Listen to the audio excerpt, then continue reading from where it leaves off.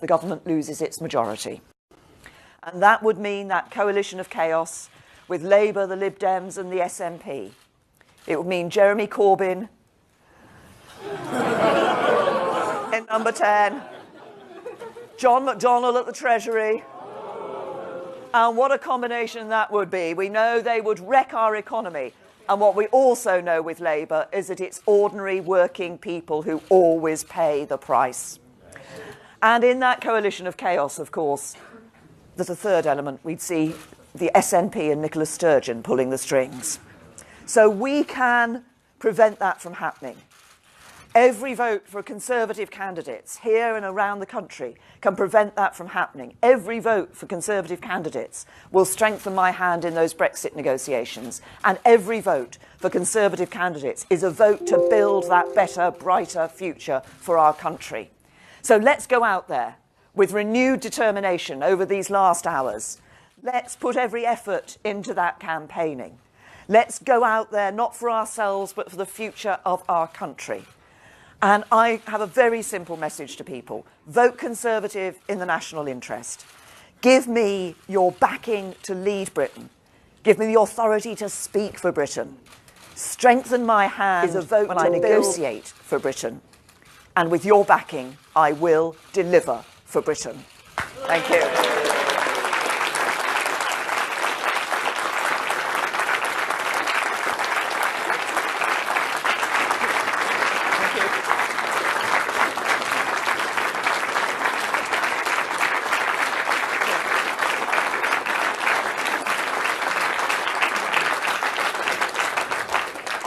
Now we have some members of the media here. Andy. Thank you, Prime Minister. When you called this election, a lot of people were talking about a landslide. No one's talking about that anymore. Isn't the reason for that the campaign that you've led? It's been a disappointment, hasn't it? There is only one poll that matters. I've never talked about predicting the result of an election. I never do that. I say there's one simple thing you need to do in an election, which is just go out there and work to earn the support of voters. That's exactly what I've been doing. It's what Chloe and Lana have been doing. It's what candidates all around have been doing. It's what all these activists have been doing. So the only poll that matters is the one that takes place tomorrow. Ben. Thank you. Ben Wright from the BBC. Prime Minister, throughout this campaign, you've said that you have a plan for Brexit. But after 6-7 weeks, voters are no clearer to knowing how you plan to pull Britain out of the single market, what bill you might pay Brussels, what the consequence of you failing would be. You haven't given voters a clear choice on Brexit at all, have you?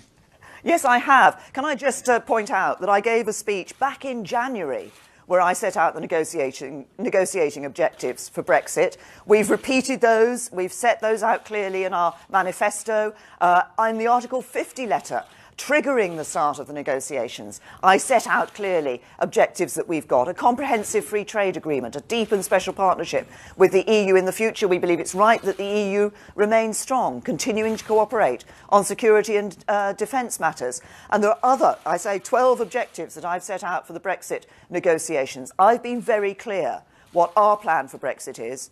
Jeremy Corbyn's had, I think, 7 Brexit plans in 9 months. When you're going into those negotiations, you need to know what you want and you need to know what how you're going to go about it, and we do. Right. Robert?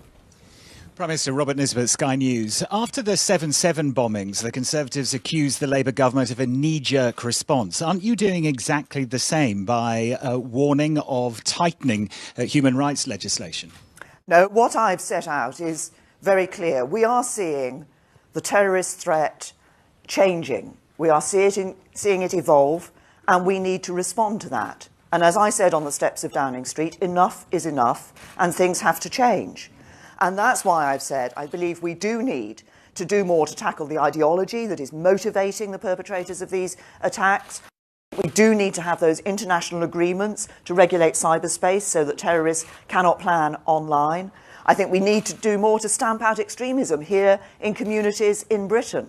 And yes, we do need to look at the powers for the police and security intelligence agencies to make sure that as the threat evolves, they have the powers that they need. And I've talked about some of those powers, like making it easier to deport foreign terrorist suspects, being able to do more to restrict the freedom and movements of terror suspects when we know they are a threat, but when we're not able to, we don't have the evidence to prosecute them fully in court, and longer sentences for terrorism-related offences, for those who are convicted of terrorism-related offences. And what I've been clear about is that if human rights laws gets in the way of us doing those things, which I think are necessary as the threat has evolved, then we will change those laws. Yes. Thank you. William James from Reuters. Prime Minister, how would any of the measures on human rights and counter-terrorism that you've announced in the last 24 hours have prevented the last 3 terrorist attacks in the UK? In those cases, all the suspects were already known to MI5 and the security services. What I'm talking about is how we adapt to a threat that is evolving. What we've seen, sadly, in this country in the last 3 months is 3 terrorist attacks. We've also seen 5 attacks foiled by the police and the security services. So the tempo has increased. We're seeing terrorism breeding terrorism, and we're seeing the type of attack in terms of the crude methods used. So the threat is evolving. We need to adapt our response to that. I've been very, very much, obviously as Home Secretary, I was clear that when the police and security services wanted the laws and powers to be able to enable them to do their job, that we gave them to them. We've given the police new powers. We've set in major legislation, the powers for the security services and the police. But now that the threat is becoming more complex and evolving, we need to look at adapting our response to make sure they have the powers that they need. Yes. Hi, Prime Minister. Thank you. Steve Hawkes at The Sun. There may be scores of Labour voters who can't bear to vote for Jeremy Corbyn tomorrow, but they're not quite sure about backing the Conservatives just yet, perhaps for the first time in their lives.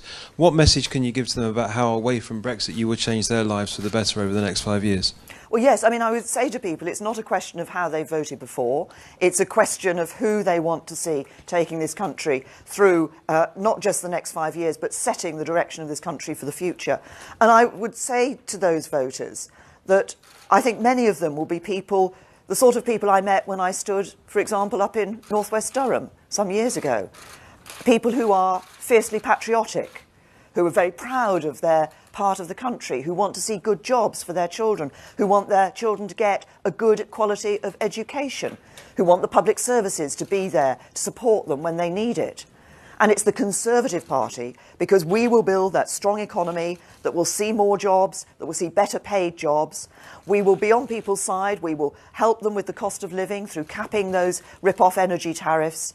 But through developing that strong economy, through growing our economy, we can ensure we can invest in the NHS, we can provide a good school place for every child, and crucially, we'll also provide proper technical education for young people for the first time in this country. Yeah, the side. Yes, sorry.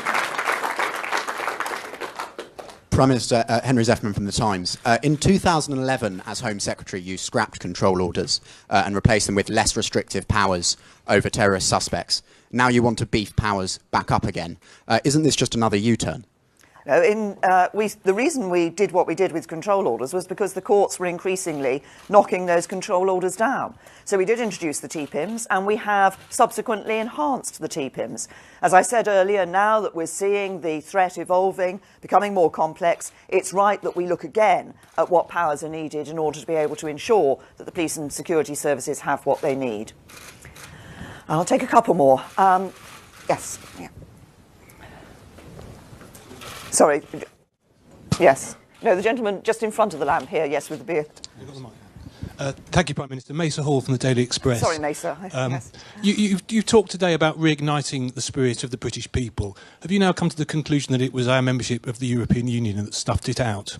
No. What I think is that there is a real opportunity for us now as coming together as the United Kingdom, grasping those opportunities that are available to us as we come out of the European Union. But to do that, we have to have that spirit of optimism and of getting out across the world, of trading across the world, of encouraging investment here, of seeing more jobs coming here, and ensuring there is opportunity for everybody. So I said it's about ensuring that people know that it's not about where they come from, but it's actually about them and their hard work that will get them on in life. I think that's so important.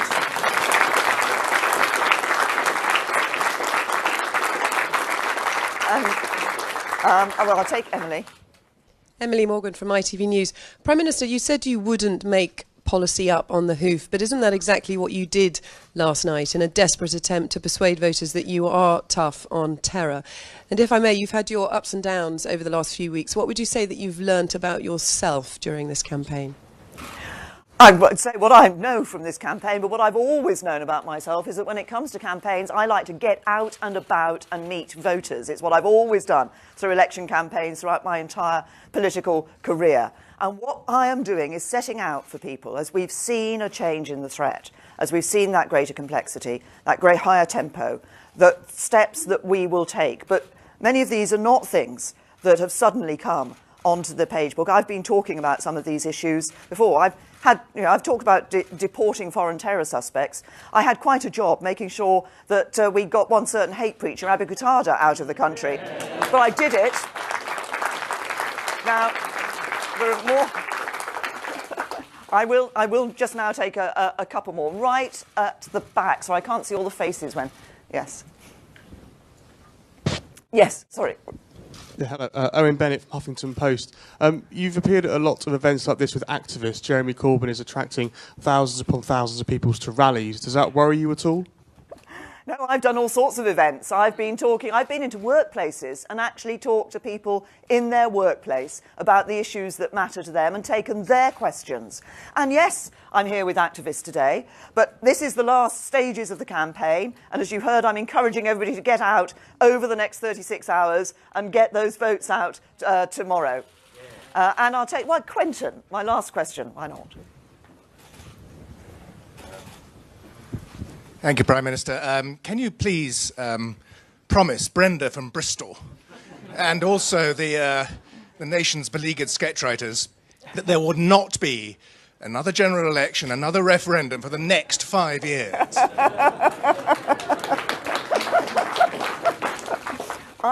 When I called the election, I said that it was because I was concerned that the other parties wanted to frustrate the Brexit negotiations, but also that the country needed that stability over the 5 years.